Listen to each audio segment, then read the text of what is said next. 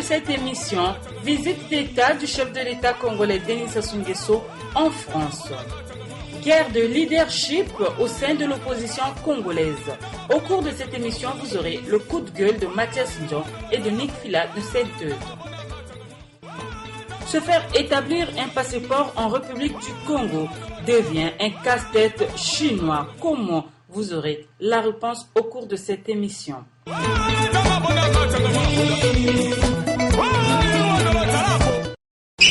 Les partis de la convention de l'opposition congolaise qui avaient pris part à la concertation politique tenue à Dolisie, troisième ville de la République du Congo, ont animé une conférence de presse ce jeudi 28 mars dans un hôtel de la place pour éclairer la lanterne des Congolais et la communauté internationale sur les innovations et les avancées de cette concertation.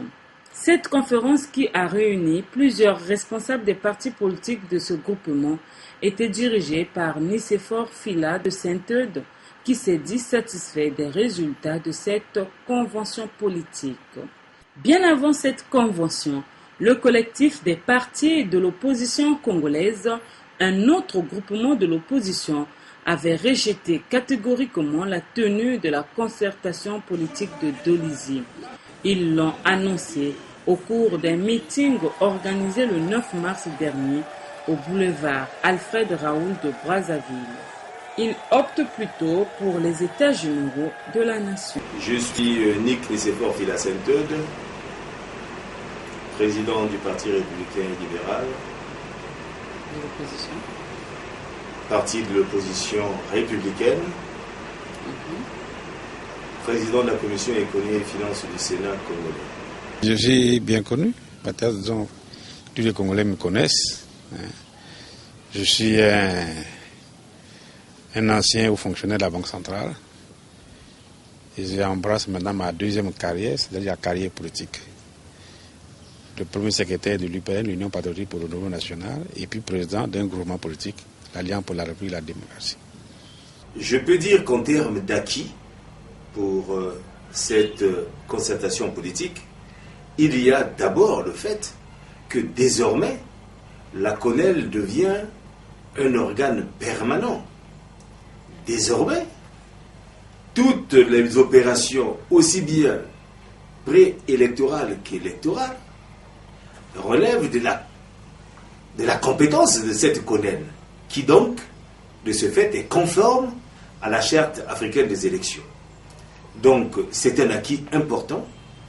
Deuxième acquis important, c'est le recensement administratif spécial, qui va permettre désormais d'avoir un fichier électoral fiable, dégagé de toute aspérité, et ce même fichier électoral va permettre deux choses.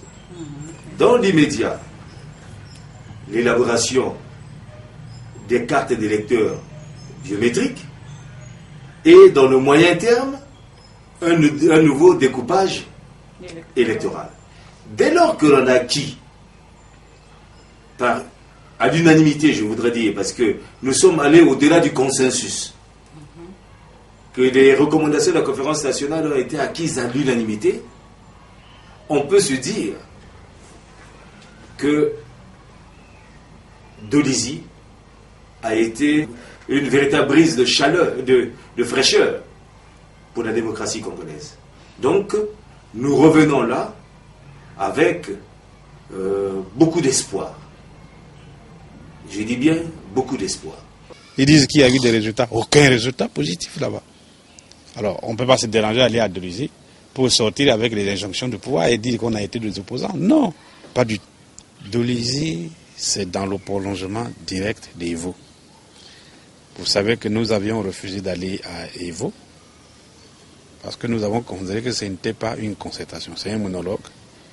Le ministre de l'Intérieur, avec ses services, ont confectionné tous les documents sur les sujets de leur choix et ils sont allés vous les lire pour que ça soit approuvé par un certain nombre de partis politiques qui ont accepté. Ce n'est pas notre conception de la concertation. Dans un pays en crise comme le nôtre, toute concertation suppose un libre débat sur des sujets arrêtés d'accord commun, c'est-à-dire l'ordre du jour arrêté d'accord commun, et la direction des débats est organisée d'accord commun.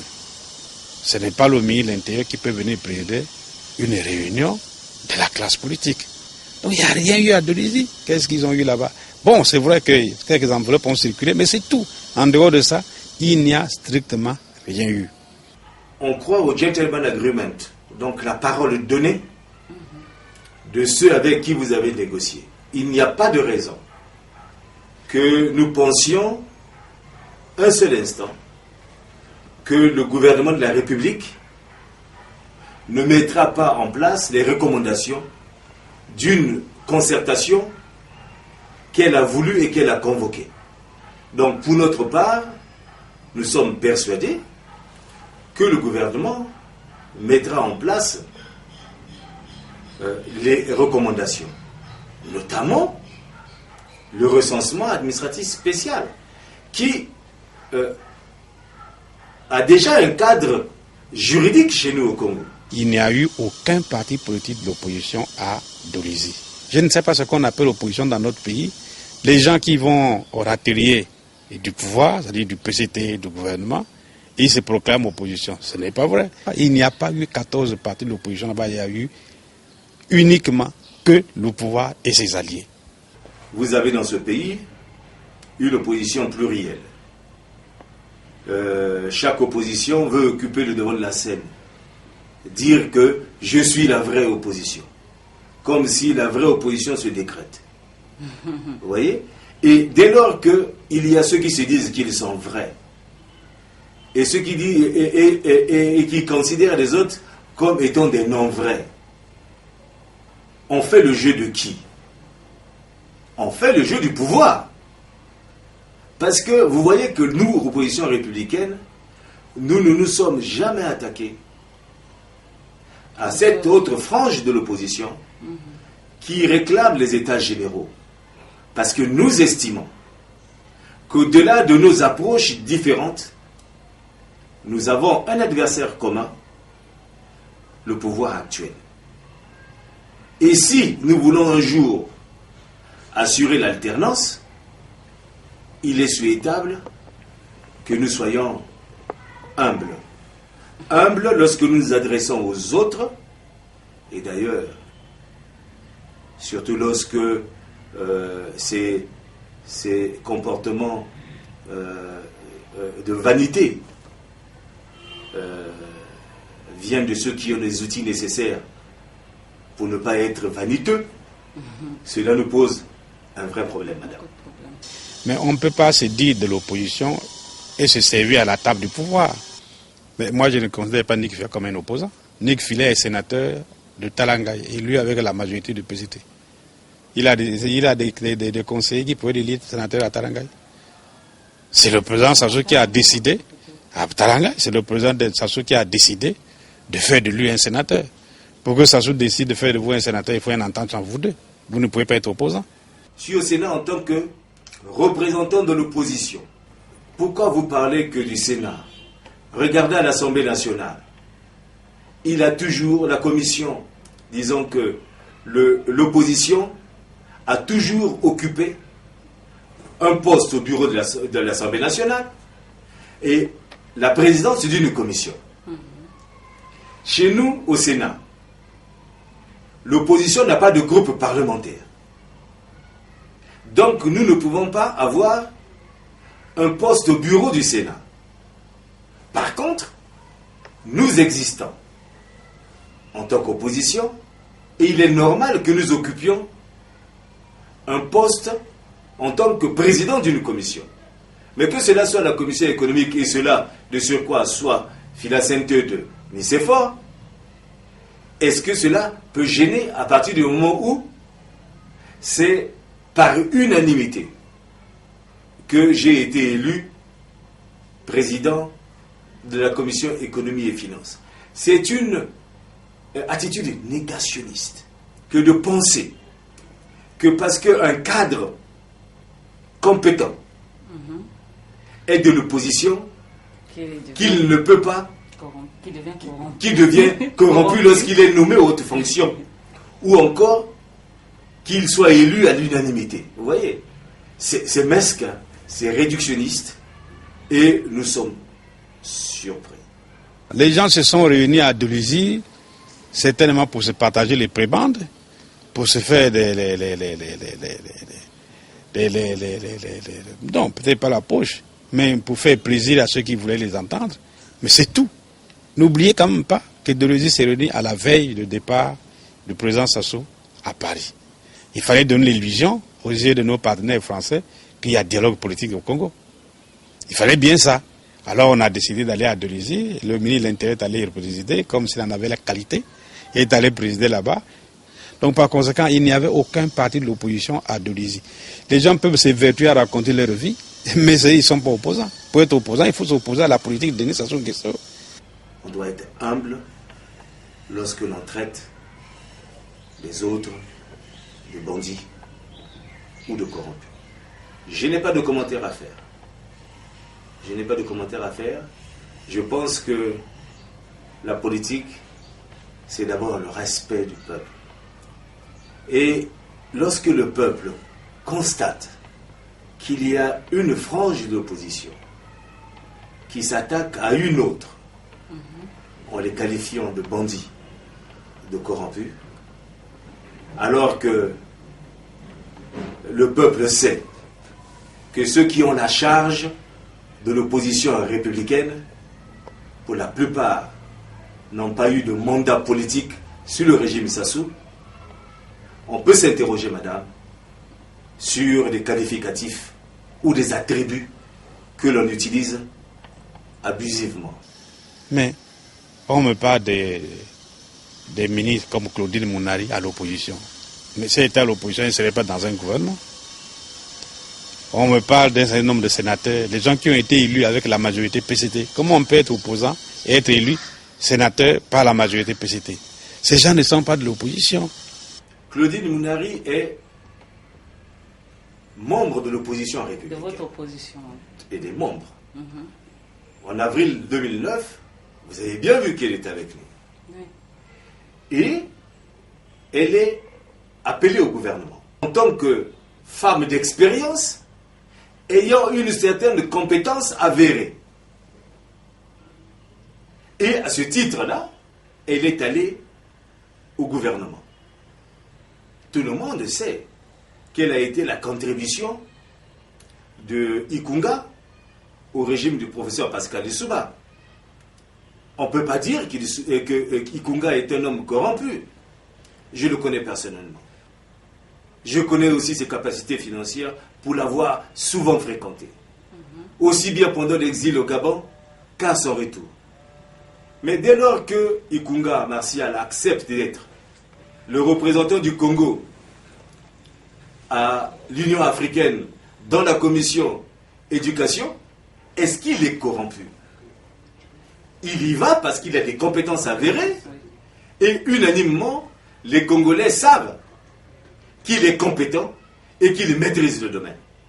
Mon élection, ce n'est pas l'élection de M. Ikunga. Ça signifie que ce n'est pas seulement la campagne de l'individu, mais c'est le travail de tout un pays. Donc mon élection est d'abord une victoire de la diplomatie congolaise. Mais au-delà, il y a d'abord eu la volonté du chef de l'État qui a accepté que je devienne le candidat de la République du Congo. Vous voyez, dans un pays en crise comme le nôtre, où les jeunes ne travaillent pas, où il y a des catastrophes partout, naturelles, catastrophes provoquées comme le 4 mars, naturelles comme Makazo, comme Pointe-Noire, comme Tanaf, où il y a les éruptions partout, où les gens souffrent de faim. Vous voyez la grève des enseignants, ce n'est qu'un exemple. Les gens souffrent partout. Il y a une crise grave dans notre pays. Pourquoi voulez-vous qu'on aille seulement pour nous occuper des élections? Ça, c'est égoïste. Il faut aller s'occuper de tous les problèmes qui bloquent le Congo aujourd'hui. Et c'est en s'occupant de ces problèmes qu'on va trouver des solutions appropriées. Et dans ces solutions, on trouvera également une solution pour les élections. Préparer les élections locales. Vous voyez qu'ils sont allés à Dolisie. Ils n'ont pas mis en cause la loi électorale. Ce qui détermine tout. La loi électorale dit, c'est le ministère de l'Intérieur et ses démembrements qui organisent les élections. Elle dit, la CONER n'est chargée que du suivi des opérations électorales. Alors qui organise les élections? C'est le ministre de l'Intérieur. Il faut abolir cette loi électorale. C'est une loi unique. Donc par conséquent, Pourquoi voulez-vous qu'on aille faire une concertation sur les élections? On fait une concertation sur tout. Et puis, mais le pays n'est plus gouverné. Le pays n'est pas gouverné. Il y a quand même un chef de l'État et le membre du gouvernement, les ministres. Mais qui ne foutent rien du tout. Qui ne foutent rien du tout. Voilà pourquoi il faut les États généraux pour dire, monsieur, vous ne dirigez plus le pays. Voilà ce qu'il faut faire. Qu'est-ce qu'il faut faire dans le pays?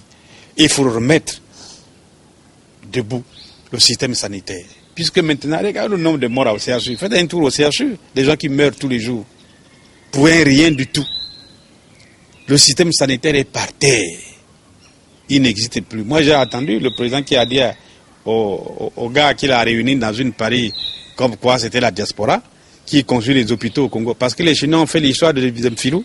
C'est ça qu'on appelle les hôpitaux au Congo. Et le CHU, le plus grand hôpital au Congo, les gens meurent. Il n'y a plus rien ici. À Dolisie, à Infondo. Ce ne sont pas les hôpitaux. Vous avez été, vous voyez un bâtiment en apin, à l'intérieur c'est creux, il n'y a rien. C'est pas ça les hôpitaux. L'hôpital c'est un tout. Il y a le bâtiment, il y a l'équipement, il y a le personnel. Mais il manque, il n'y a ni personnel ni équipement. Vous voyez un petit bâtiment 4 minutes, comme il a l'habitude de lui-même, c'est pas un hôpital. C'est pas ça l'hôpital qu'on veut. Ici, il n'y a plus rien, le système de santé est par terre. Mais nos paysans dans les villages et tout ça, comment les gens meurent à Brazzaville. Circulez dans les rues de Brazzaville. À chaque croisement de rue, vous voyez une palme qui indique qu'il y a une veillée mortuaire ici. C'est partout. C'est le deuil permanent dans notre pays. Donc le système sanitaire ne marche pas.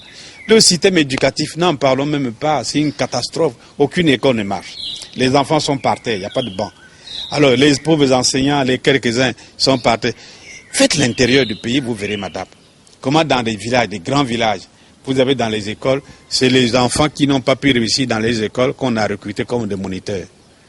Il fait 1 heure de cours par jour, il est dans la forêt, fait la pêche avec les autres, puisqu'on ne lui paye que 30 000 francs. Il faut bien qu'il se débrouille à vivre.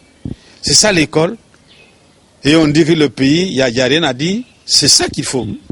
Mais le reste, vous voyez l'argent que nous tirons du pétrole, c'est une fortune colossale. Où est-ce qu'elle est? Moi j'ai eu à dire que cet argent n'est pas dans les banques ici. Mais elle n'est pas dans les banques. Je lance un défi qu'un ministre, quel qu'il soit, ou le président lui-même, me dise que si nous avons cette année le budget de 4 000 milliards de francs CFA, c'est orienté donc la première partie recouverte dans telle banque. Ça n'existe nulle part, même pas à la Banque centrale, qui est la banque des banques. C'est une catastrophe dans notre pays. On prend des décisions inconsidérées. J'ai eu à dire à dénoncer ici, on a construit un hôtel de 5 étoiles à Oyo. Oyo, c'est un patelin, c'est un village. Comment on peut prendre l'argent de l'État, aller faire un hôtel de 5 étoiles là-bas? Et plus grave encore. C'est devenu une commune. Oui, mais commune, c'est proclamé par qui de droit. C'est devenu une commune. Mais il y a plus grand qu'Oyo qui ne sont pas des communes. Et regardez, j'ai vu une cérémonie, j'appelle ça une cérémonie mortuaire. On est allé me poser la première pierre pour construire une banque centrale à Oyo. Mais enfin, c'est une catastrophe. Mais quelles sont les activités économiques d'Oyo? Vous savez ce qu'est une banque centrale? Il y aura des zones économiques spéciales. Des zones économiques spéciales. L'hôtel d'Oyo, l'hôtel d'Olombo, c'est ça la zone économique spéciale. On va transformer le sable d'Oyo en quoi? En industrie. Parce que le président a mis l'eau qu'on tire des vasiers là, l'eau cristal. C'est ça qui est l'eau au caissé. C'est ça qui va faire la zone économique. Mais moi, je suis un fonctionnaire de la Banque centrale. Vous savez, on a implanté la Banque centrale à Ouessou. D'abord, le bâtiment est plus petit, c'est 2 étages. Alors qu'à Oyo, on a privé 4 étages pour mettre qui dedans? Et la zone de la Sanga, c'est une grande zone économique. Mais je peux vous dire qu'aujourd'hui, ce n'est pas le volume de travail qu'on attendait dans cette agence-là. Mais à Oyo, vous allez demander aux banques privées, les banques commerciales, là, parce que la Banque centrale n'a pour client que les banques commerciales. Alors, les banques ne sont pas au Oyo. Qui va venir traiter les opérations à sa fameuse banque centrale d'Oyo là? La qui? Le recyclage d'argent? Le blanchiment d'argent? Et du président? Mais non, écoutez, ce n'est pas sérieux. Voilà pourquoi le pays n'est pas gouverné, le pays n'est pas dirigé du tout. Et quand vous me parlez du président du gouvernement, mais je ne comprends pas, et rien ne se fait dans ce pays. Voilà pourquoi il faut faire des états généraux. Mais attention à ce gros écart. C'était un gros écart. Ah bon. Georges Marchais disait, en voulant faire le gros écart, on finit toujours par se déchirer en deux. Je ne peux pas comprendre que l'on ait servi un président de la République pendant 5 ans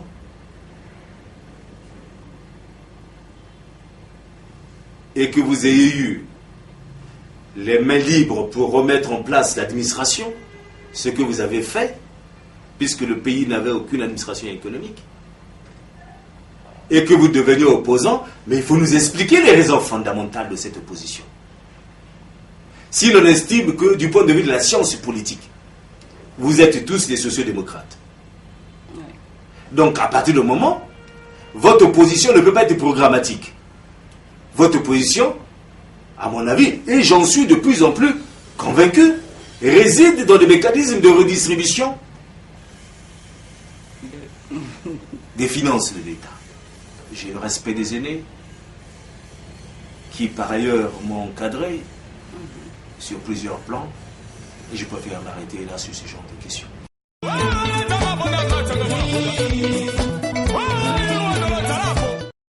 Le président de la République du Congo, Denis Sassou Nguesso, est arrivé à Paris ce 6 avril 2013 pour une visite de travail. À l'aéroport d'Orly, la Légion d'honneur se tient là sur le tarmac, à distance respectueuse de l'appareil. Elle est venue rendre les honneurs au couple présidentiel congolais. Pour la couverture médiatique, un pool d'images est organisé derrière un cordon à l'entrée du hall de l'aérogare, où le couple présidentiel ira saluer quelques minutes plus tard les corps constitués venus eux aussi en grand nombre. Mais dehors, ce sera une autre histoire.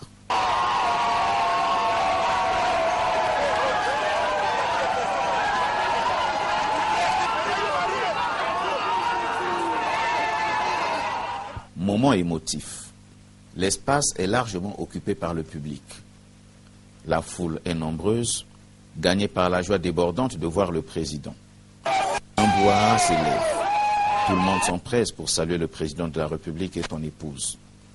Chaque pas vers l'affluence est salué par des ovations. Une grande clameur accompagne le bain de foule. Beaucoup de spectateurs se bousculent, comme si chacun tenait à le toucher de sa main en perpétuelle agitation. D'autres ont dû former une chaîne en se tenant par les bras. C'est une cour littéralement en état de siège, les assaillants étant les photographes, les journalistes, les porteurs de téléphones mobiles qui s'activent à prendre des images. Le bain de foule est encadré par une quadruple rangée de policiers, 2 de chaque côté au milieu des cris. Difficile d'entendre distinctement des cris qui s'échangent. Dans le crépitement des flashs, au fur et à mesure que le couple présidentiel parcourt l'espace noir de monde, la multitude explose en exclamations et applaudissements joyeux, des petits objets multiformes et multicolores agités à bout de bras. Dans la ruée, des airs de bienvenue sont scandés, alternés au son des tambours et autres instruments. L'ambiance est éclatante. À cet accueil sans précédent, le couple présidentiel répond par un sourire. Il est très ému, touché par l'extraordinaire mobilisation. D'un coup d'œil circulaire, le président de la République et son épouse englobent les masses innombrables, comme s'ils cherchaient à identifier chacun des manifestants qui ce jour ont tenu à leur témoigner leur attachement et leur soutien. Manifestement détendu, Denis Sassou Nguesso et Antoinette Sassou Nguesso semblent avoir rapidement oublié le long trajet en avion de plus de 7 heures. Dans ces quelques minutes arrachées à l'éternité, l'enchantement de tous aurait été de ne pas voir le couple présidentiel se dégager, s'éloigner, mais au contraire rester immobile. Pourtant, le couple présidentiel congolais partit en cortège vers le cœur de Paris sur un fond de grouillement sonore formé par les clameurs. Les acclamateurs, les claqueurs de mains et d'instruments divers enchantés s'attardent sur les lieux, gardent la ferveur vive et peinent à quitter l'aéroport. Ils peinent à oublier ce moment. Sans images, nul n'aurait pu un jour mieux traduire en mots ce qu'il vit cet après-midi à Orly pour commenter autant d'organisation et de précautions. Combien sont-ils ce soir à jubiler et à lui souhaiter la bienvenue? Comment trouver les mots justes pour peindre un tel événement? Comment pourrais-je être à la hauteur de restituer ce que je vis? Ce fut si émotif et très mémorable.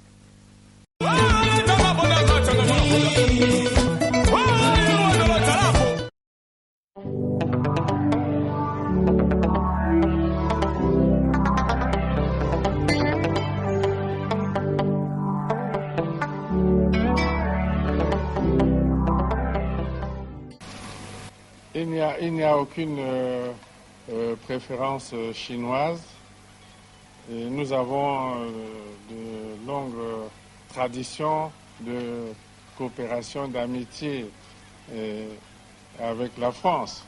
Mais nous avons aussi cette tradition de coopération avec la Chine parce que le Congo fait partie des tout premiers pays africains à avoir reconnu la République populaire de Chine. C'était en 1964. Et nous sommes à la 49e année. Et l'année prochaine, 2014, nous célébrerons le 50e anniversaire de l'établissement des relations entre notre pays et la Chine. Et depuis, nous avons travaillé ensemble. Et c'est ce que nous faisons aujourd'hui. Il n'y a rien de nouveau. Et une coopération fructueuse que nous entretenons. Voilà. Monsieur le Président, vous avez reçu... S'il vous plaît, Monsieur le Président. De la région. Quel était l'objet de la rencontre? Nous nous sommes retrouvés à Oyo, les présidents Museveni, et Kagame, Kabila et moi-même.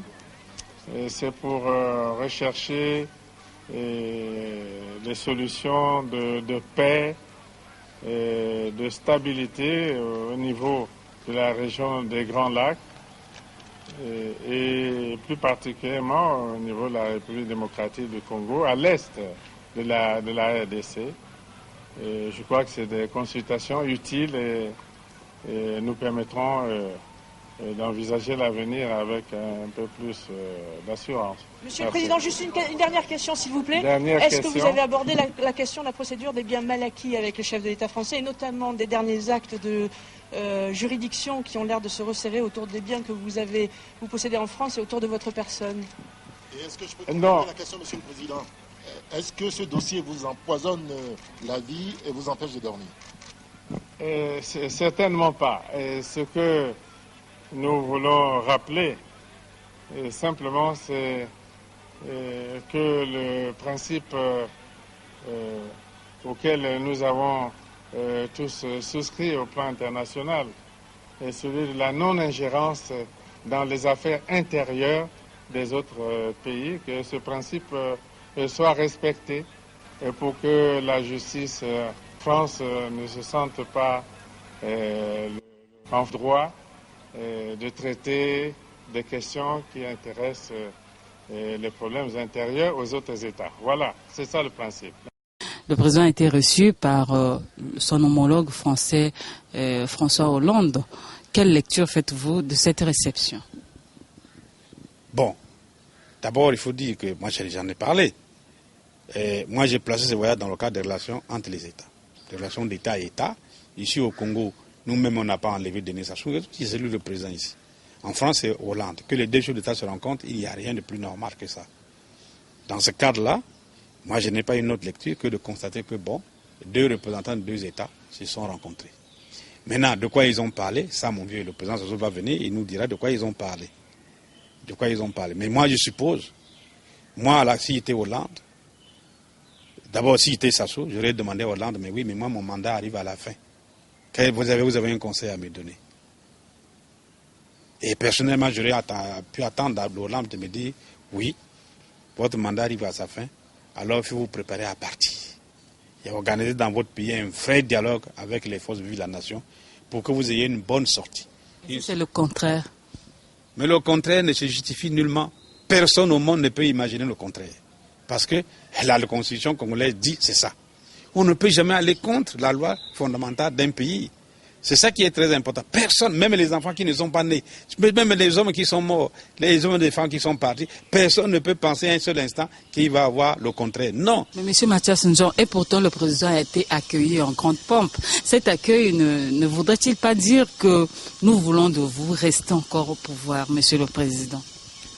Le président n'a pas été payé en pompe. Au contraire, c'est comme on fait ici. Télé Congo d'ailleurs, où on mélange les images, on fait du faux, on projette sur l'écran, on dit voilà les vraies images. Le président Sassou, c'est une catastrophe ce qu'il a fait. C'est même moi à sa place je démissionnerais. Ce qu'il a fait. Payer des avions spéciaux ici, envoyer les Congolais à Paris, les petits chômeurs qui traînent dans les rues de Brazzaville, On leur donne l'argent, ils ont pris l'avion pour la première fois pour arriver en France, ils sont partis. Alors voilà les gens qui étaient à l'aéroport. Et à Paris, j'ai pas fini. Et à Paris, qu'est-ce qu'on a fait? Quelque chose de très grave. On a pris de l'argent public, les gens sont allés à la gare du Nord, ils sont attablés. Voilà, vous voulez aller accueillir le président, voilà, vous avez 200 €, 300 €. Allez-y, on a payé les gens de province. On vous paye le billet d'avion, amener 10 personnes. Chacun de vous a 200, 300 €. Avez-vous des preuves, M. Nzo? Vous voulez avoir des preuves? Mais Paris est pavé de Congolais. Ceux qui ont payé l'argent, ils sont là. Vous êtes sûr qu'il n'y a pas de preuves? Que les yeux de Congolais n'étaient pas à l'aéroport. Et la bagarre qui s'était déclenchée à l'hôtel jusqu'à 2 h du matin. Ce n'est pas des Congolais, des gens qui étaient partis pour l'argent, les Ivoiriens. On peut les interviewer. Ils vous diront, donc il n'a pas été reçu en pompe. Ce serait grave d'ailleurs. Il faut regarder cette visite sur 3 plans. Le premier plan, qui est le plus important, c'est que le Congo et la France entretiennent des grandes relations politico-économiques. Et que c'est notre premier partenaire économique. En ce sens-là, que le président de la République exerce une diplomatie politico-économique, il n'y a pas de problème. Nous ne pouvons qu'encourager cette démarche, puisqu'elle se fait de l'intérêt du peuple congolais. Deuxièmement, le président de la République fait partie d'un parti qui est un parti social-démocrate. Or, la social-démocratie, c'est-à-dire les partis de la deuxième internationale, ont un club. Et le Parti socialiste français aussi est un parti social-démocrate. Qu'il aille renforcer ses liens de politique entre les deux institutions, le Parti congolais du travail et le Parti socialiste français, dans le cas de la camaraderie de l'international socialiste, ça n'engage que le président de la République, son parti et le Parti socialiste français. Dernier point, c'est la préservation de l'intérêt national.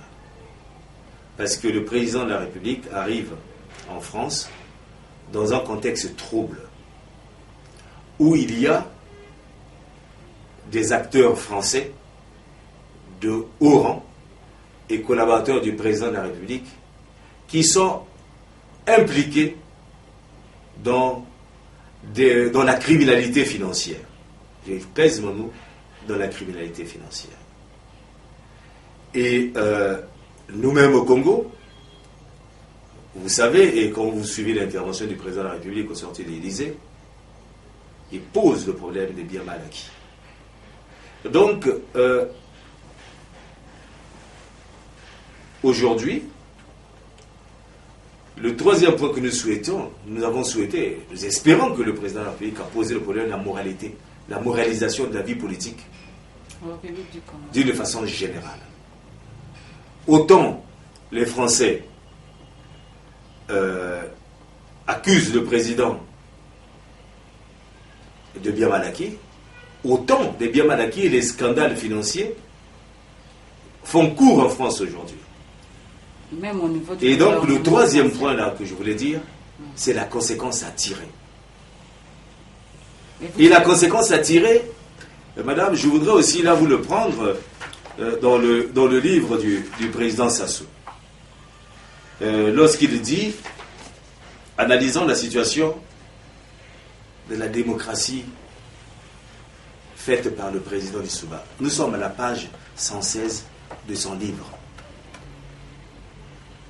Ce livre qui fut le point de ralliement entre le président Sassou et les intellectuels congolais. Il dit ceci à la page 116.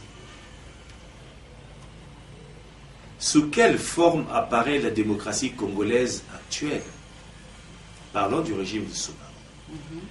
Celle d'un contre-exemple, un népotisme triomphant, des fonctionnaires mal payés, des milices qui font la loi dans la rue, des dirigeants qui confondent leur intérêt propre avec les caisses de la nation, les médias de l'État soumis à la censure, une presse indépendante bâillonnée, un ethnocentrisme dévastateur servant à un clientélisme outrancier.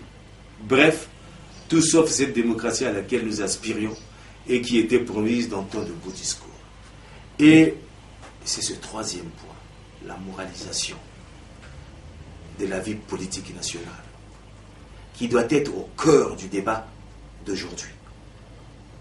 Et c'est pour ça que nous disons, lorsqu'il va en France, il trouve ce débat sur la criminalité financière. Il revient au Congo, il retrouve ce débat sur la criminalité financière. Qu'est-ce qu'il faut faire? Mais il faut qu'il... C'est lui l'exécutif. C'est lui l'exécutif. C'est à lui de faire que ce qu'il a écrit et qui a entraîné notre adhésion soit désormais respecté.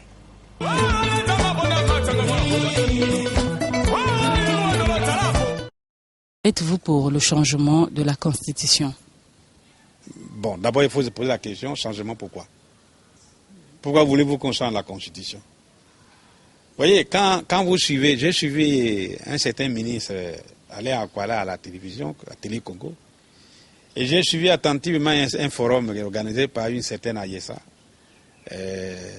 dans un truc absolument détestable qu'on appelle, comment on appelle ça, le truc de Savonia de Brazza, où on rend gloire à la colonisation, le mémorial, donc, c'est-à-dire la gloire à la colonisation. J'ai suivi ça, mais les Congolais ont déjà perdu la tête. Ils ont perdu la tête. À Kuala, lundi, le président Sassou, c'est le général qui doit conduire la guerre, c'est-à-dire c'est lui seulement qui doit diriger le Congo. Et Ayessa organise un forum pour dire que Sassou, c'est quelqu'un, un homme au destin, je ne sais pas comment elle a qualifié ça, au destin exceptionnel. Ça veut dire quoi? Qu'il lui faut un troisième mandat. Tout ça, c'est la préparation de ce débat-là. Réviser la Constitution, proposer une note pour que le président Sassou ait un troisième mandat. Mais je l'ai déjà dit, il n'y aura pas de troisième mandat pour Denis Sassou Nguesso dans ce pays. Il n'y en aura pas. Il n'y en aura pas. Pourquoi? Parce qu'il faut respecter la loi. Le respect la Constitution est une institution. Il faut respecter les institutions. L'institution, Constitution, dans l'article 185, on a dit 2 mandats, point. Il a fait un premier, c'est terminé. Il est en train de finir un deuxième. Il lui reste 1200 et quelques jours là. Quand ça va finir, le président Sassou s'en ira. Donc on ne peut pas modifier la Constitution pour ça. Deuxièmement, la Constitution dit qu'au-delà de 70 ans, on ne peut plus être candidat. Mais il faut respecter ça. Donc par conséquent, il n'y a pas un troisième mandat pour le président Sassou, simplement parce qu'il a fait 2. Et ensuite, il a dépassé l'âge. Alors, les 2 raisons, il ne peut pas être candidat. S'il veut réviser la Constitution pour une succession familiale, mais dis donc, mais ce sera une catastrophe pour le Congo. Même pas modifier certaines parties, certains chapitres? Pas par lui. Pas par lui. Il faut qu'il y ait un consensus national. Il n'y a que les États généraux qui peuvent dire, bon, nous allons modifier cette constitution, mais préalablement, le président Sassou prend l'engagement ferme. On dit, il ne se présentera pas en 2016. Il est parti. Et on modifie la constitution pour l'avenir. Et pas pour lui. Pas pour lui en tout cas. Ni par un de ses parents. Le ralliement des intellectuels au président Sassou s'est fait sur une base programmatique qui se trouve être consacrée dans le livre Le manguier, le fleuve et la souris. Et notamment à la page 117 de ce livre, lorsqu'il parle de la restauration de la démocratie. Le président Sassou dit ceci, je cite, parlant de la Constitution de 1992. Notre Constitution, sur le papier, garantit le fonctionnement normal de l'ensemble des institutions. Il suffit donc de l'appliquer et d'installer les organismes d'État qui ne le sont pas encore en garantissant leur indépendance par les moyens adéquats. Je m'engage à le faire dans les délais les plus brefs. Le président Sassou parle de la Constitution de 1992. Et donc nous sommes d'accord avec le président Sassou lorsqu'il dit qu'il s'engage à respecter la Constitution de 1992 et à l'améliorer de telle sorte que les aspérités qui sont dans cette Constitution soient écartées. Au diable, comment expliquer que des intellectuels qui ont suivi le président Sassou dans sa lutte viennent pour proposer une constitution de paresseux, où personne n'a la décision, l'exécutif. Et c'est le président de la République. Ils ont voulu en faire un monarque, parce qu'ils avaient des intérêts à ce que le président soit un monarque. Ils ont mis en place un parlement qui ne peut même pas censurer le gouvernement, ne peut pas le sanctionner. Ça veut dire quoi? L'exécutif fait ce qu'il veut, le parlement fait ce qu'il veut. Il n'y a pas de... Il n'y a pas de censure, il n'y a pas de censure. Blâme.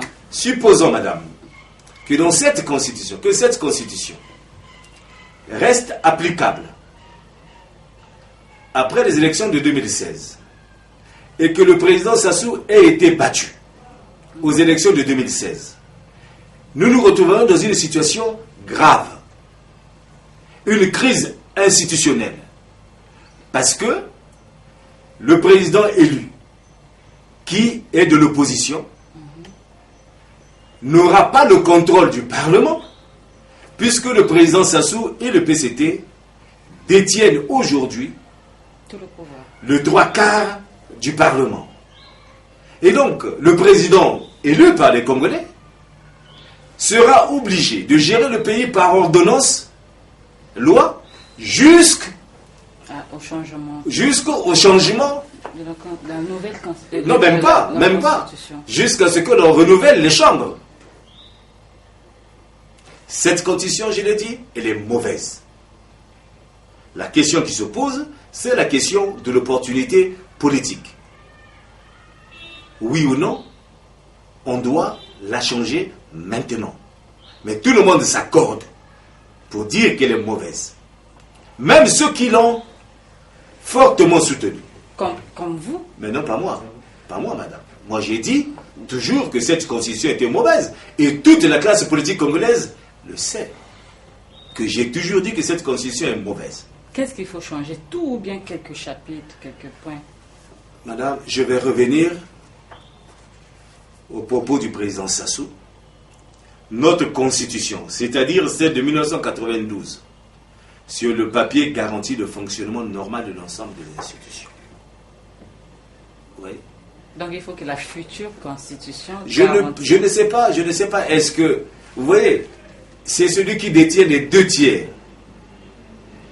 du Parlement qui doit en avoir l'initiative. Parce que vous supposez, moi, Philas Sainte-Eude, représentant de l'opposition républicaine, si j'introduis une proposition de loi, elle ne passera pas, puisque nous ne sommes pas majoritaires à l'Assemblée. Donc l'initiative, madame, revient à ceux qui sont au pouvoir et qui contrôlent le Parlement. Nous, pour notre part, nous disons que cette constitution est mauvaise.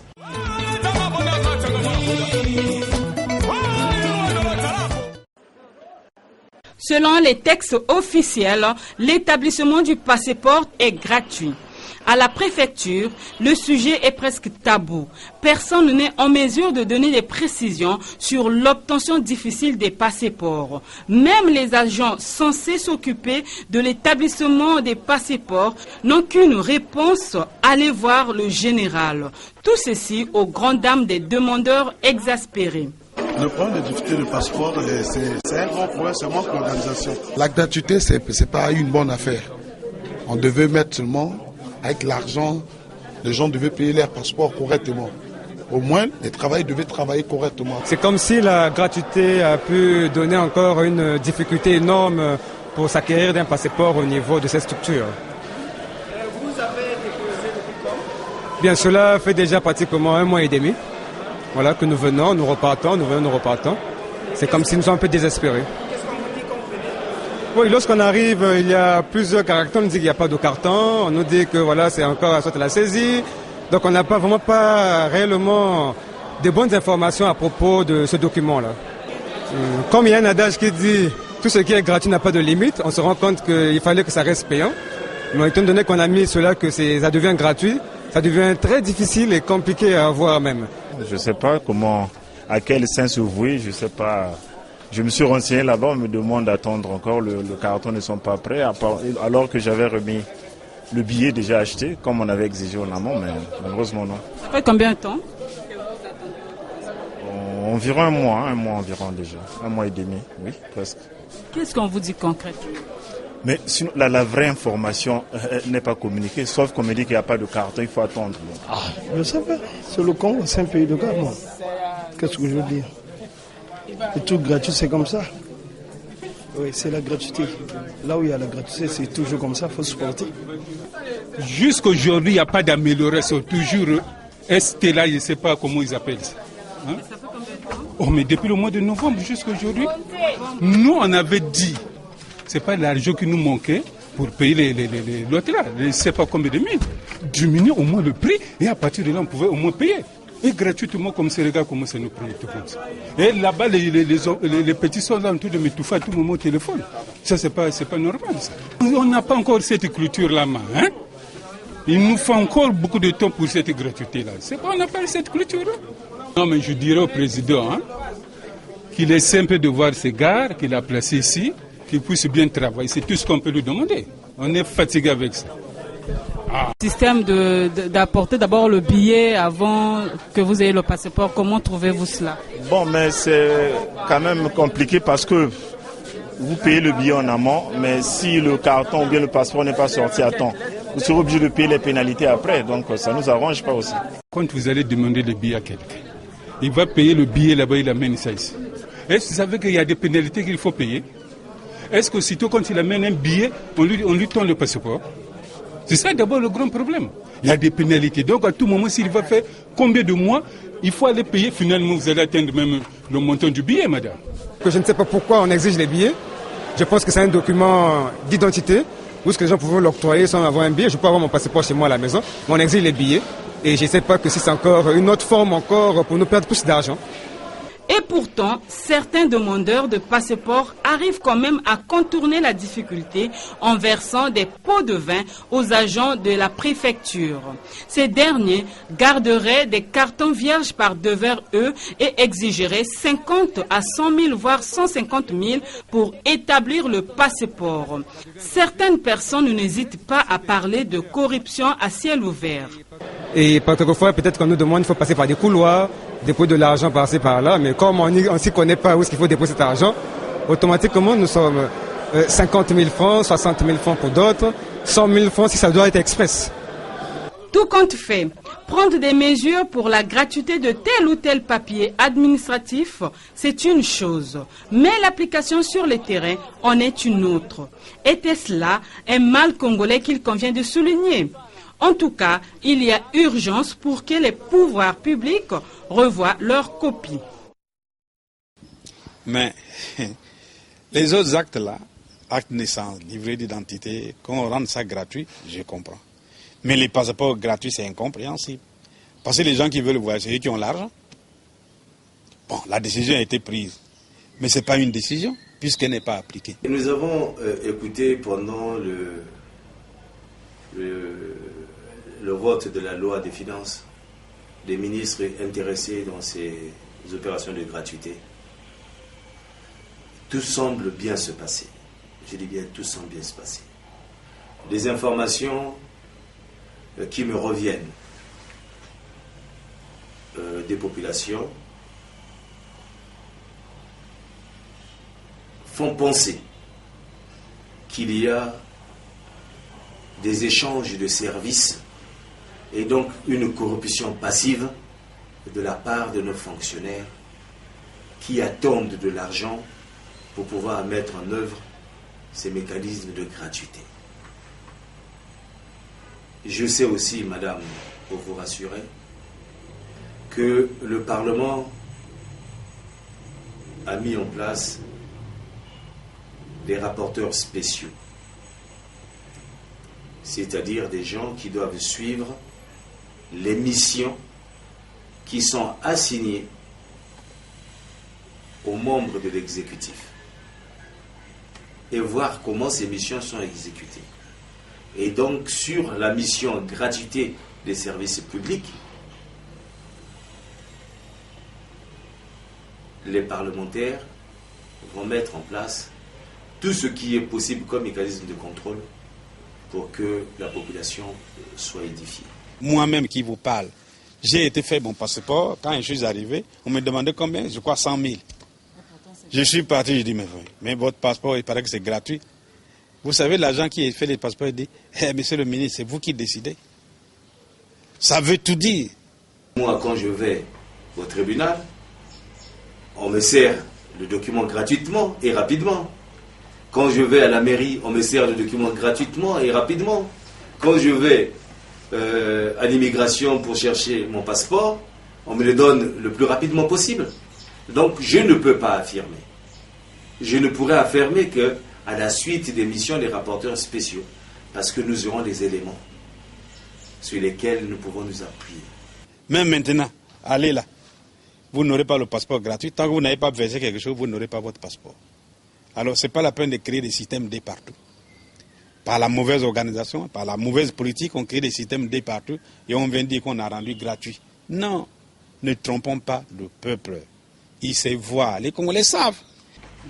J'ai les informations des ministres qui disent que ça fonctionne très bien. J'ai les informations des populations qui font état de cette corruption passive de nos fonctionnaires. Et, en tant que parlementaires, nous attendons les rapports des rapporteurs spéciaux sur cette question de la gratuité. Eh bien, monsieur, nous sommes arrivés à la fin de notre entretien. Peut-être un mot de conclusion. Oui, pour conclure, d'ailleurs, moi, je voudrais vous remercier, puisque nous n'avons pas la possibilité d'avoir le micro à côté de nous. Puisque dans ce pays, l'inquisition, l'arbitraire et le refus de la différence, c'est ça la règle. Merci de venir nous interviewer. Mais je voudrais simplement dire qu'il faut que chaque Congolais, quand il dort, qu'il pense au pays. Penser au pays aujourd'hui, c'est chercher à organiser une rencontre nationale. C'est pas les gens ont peur de la conférence nationale. Pourquoi ils ont peur de la conférence nationale? La conférence nationale est passée.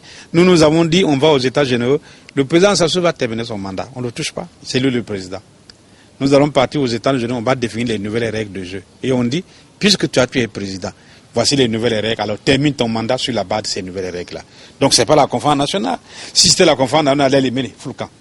Tu n'es plus là. Mais nous disons, il s'est proclamé élu, même s'il n'a pas été élu, mais il s'est proclamé élu. Nous n'avons rien fait, ça veut dire qu'on l'a accepté.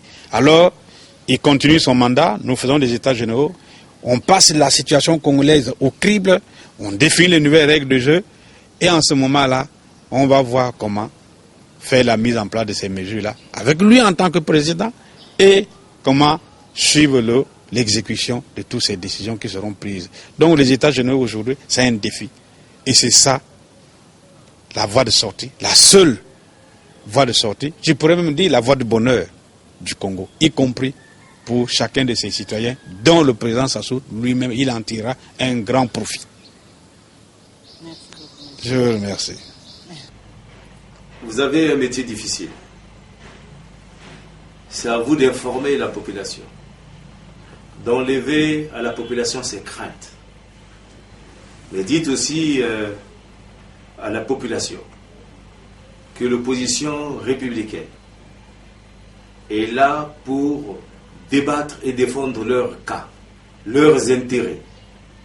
Et que, en allant à Dolisie, puisque c'était l'objet de notre sujet principal, nous n'avons que fait le devoir de républicain, parce que l'abstention, c'est le désintéressement des populations à la chose électorale. Parce que la population estime que d'une façon générale, elle ne se retrouve pas dans les résultats qui sont proclamés. Et en obtenant le recensement administratif spécial, vous pouvez rassurer les populations qu'un grand pas est désormais fait dans la prise en compte de leur désir de voir leurs résultats proclamés normalement. Encore merci pour cette entrevue.